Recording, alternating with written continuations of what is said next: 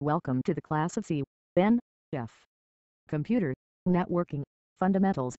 This video is about the method of attack that occurs in computer networking.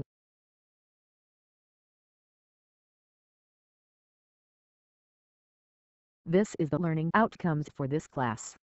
At the end of this session, students should be able to: first, describe the viruses, worms, and Trojan horses. Second, explain denial of service attacks, which are DDoS attack and DDoS attack. And third, explain brute force attack, which are WordPress and nutshell.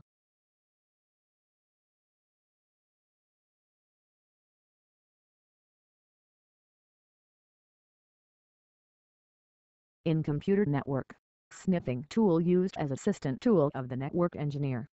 The main objective of the tool is to maintain the network and keep it working normally.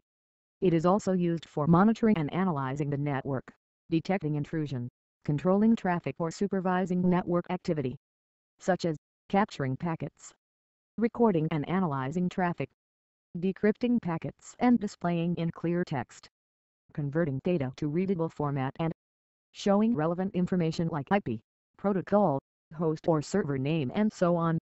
But it should be noted that such features may also be utilized by hackers as a snooping tool to break into other computers.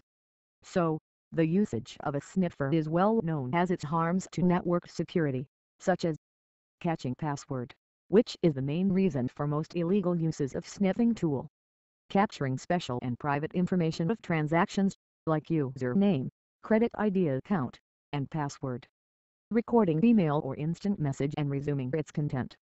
Some sniffers can even target the computer's information and damage the system, interrupting the security of a network to gain higher level authority. With more and more hackers using of packet sniffers, it has become one of the most important tools in the defense of cyber attacks and cybercrime. Typical in computer network sniffing tool is to analyze network traffic and bandwidth utilization, so that underlying troubles in the network can be identified. There are two methods that sniffing tools are attached into network communication. First is, install tools on a network connection device. And second, connect tools to an unsecure intranet. This kind of network is almost organized with a device such as switch or hub.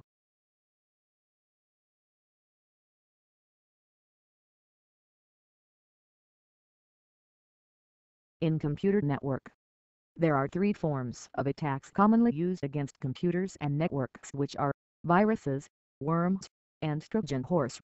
Now, let us watch video about the difference between viruses, worms, and Trojan horse. Viruses, worms, and Trojan horses are all malicious programs that can cause damage to your computer, but there are differences among these three. What is a virus? A computer virus attaches itself to a program or file, enabling it to spread from one computer to another, leaving infections as it travels. Like a human virus, a computer virus can range in severity. Some may only cause mildly annoying effects, while others can damage your hardware, software, or files. Almost all viruses are attached to an executable file, which means the virus may exist on your computer, but it actually cannot infect your computer unless you run or open the malicious program. It is important to note that a virus cannot spread without a human action, such as running the infected program. So what is a worm? A worm is similar to a computer virus by design and is considered to be a subclass of virus. Worms spread from computer to computer, but unlike virus, it has the capability to travel without any human action. The biggest danger with a worm is its capability to replicate itself on your system. So rather than your computer sending out a single worm, it could send out hundreds or thousands of copies of itself, creating a huge, devastating effect. One example would be for a worm to send out a copy of itself to everyone listed in your email address book. Then the worm replicates and sends itself out to everyone listed in each of the receiver's address book, and the manifest continues on down the line. Due to the copying nature of a worm and its capability to travel across networks, the end result in most cases is that the worm consumes too much system memory or network bandwidth, causing the web servers, network servers, and the individual computers to stop responding. So what is a Trojan horse? The Trojan horse at first glance will appear to be a useful software but will actually do damage once installed or run on your computer. Those on the receiving end of the Trojan horse are usually tricked into opening them because they appear to be receiving legitimate software or files from a legitimate source. Some Trojans are designed to be annoying, like changing your desktop, adding silly active desktop icons, or they can cause serious damage by deleting files or destroying information on your system. Trojans are also known to create a backdoor on your computer that gives malicious users access to your system, possibly allowing confidential or personal information to be compromised. Unlike viruses and worms, Trojans do not reproduce by infecting other files, nor do they self-replicate. So that's all about viruses, worms and Trojans. If you like this video, please give it a thumbs up. For more such videos, just hit the subscribe button or check out my YouTube channel. And as always, thanks for watching.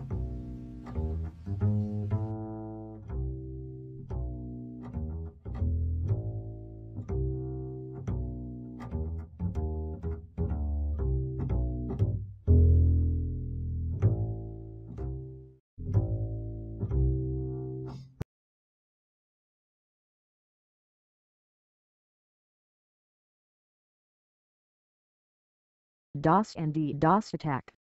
Denial of service, DOS or distributed denial of service. DDoS is one of the attack methods used by the attacker which attempt to make a machine or network resource unavailable to its intended users.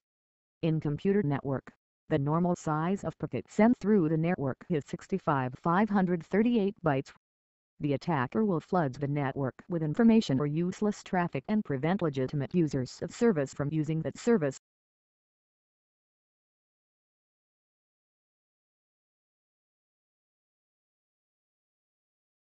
The most common type of DOS attack is when attacker floods the network with information and prevent legitimate users of service from using that service. There are two types of methods used in DOS attack. First method is synchronous flooding. In synchronous flooding, attacker sends packets with invalid IP addresses. Then, server tries to respond. So that, a legitimate user tries to connect but the server refuses to open a connection. And the second method is ping of death. Normal packet sent through the network is 32 bytes. But, in ping of death, the attacker sent larger packets size than allowed. Server or computer systems could not handle ping packet larger than 65,535 bytes. This will lead to crashing the target computer. Unfortunately, there are no effective ways to prevent being the victim of a DOS attack. But there are steps that can be taken to reduce the likelihood that an attacker will use your computer to attack other computers. First, install and maintain antivirus software. Second, install a firewall, and configure it to restrict traffic coming into and leaving your computer. And third, follow good security practices for distributing your email address by applying email filters may help to manage unwanted traffic. The distributed denial of service DDoS attack is more sophisticated than DOS attack. In DDoS, the attack source is more than one, and often thousands of unique IP addresses. The most serious attacks are distributed, and in many, or most cases involve forging of IP sender addresses, so that the location of the attacking machines cannot easily be identified, nor can filtering be done based on the source address. Let's take a look at the example of DDoS attack. The attacker floods its target machine with so much traffic that prevents it from being accessible to any other requests or providing services. This makes the server so busy responding to the traffic receiving from its attacker that it has insufficient resources to respond to legitimate traffic on the network. The master makes program to make several machines then enslaved, or as zombie machines. Zombie reside on the victim's machine until they are instructed by the master machine to attack another target and become attacker. The attack to the target machine is coming from zombie machines, which have no knowledge of the origin of the attacker.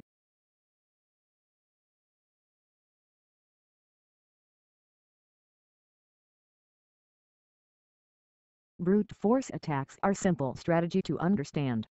This is a strategy used by the hacker to break password.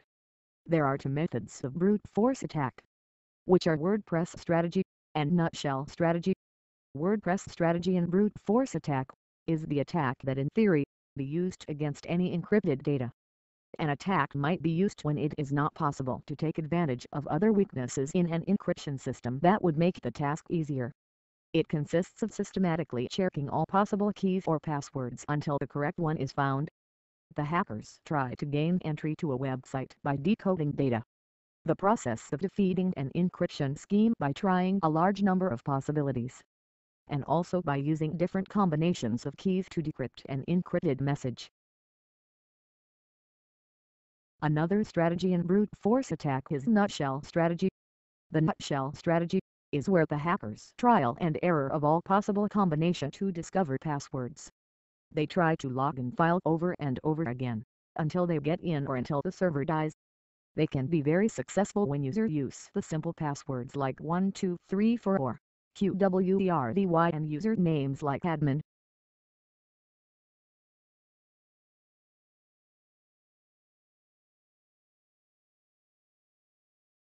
Brute force attacks are becoming very common these days. Here are 3 security tips for adopting security measures to protect your PC. First is, restrict/disable guest account. Second is, choose more secure admin username and password. And third is, use software to monitor URLs and determine when the brutal attack occur.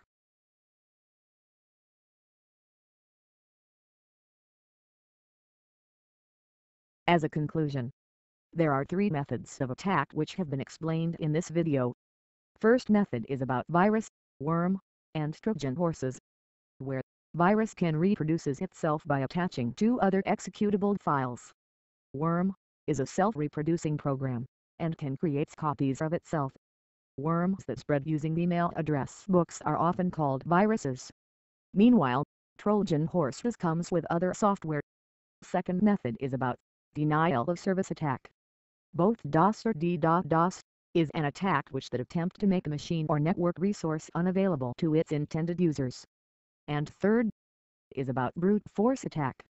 This is the strategy used to encrypted data and to discover passwords. Thank you for watching this video.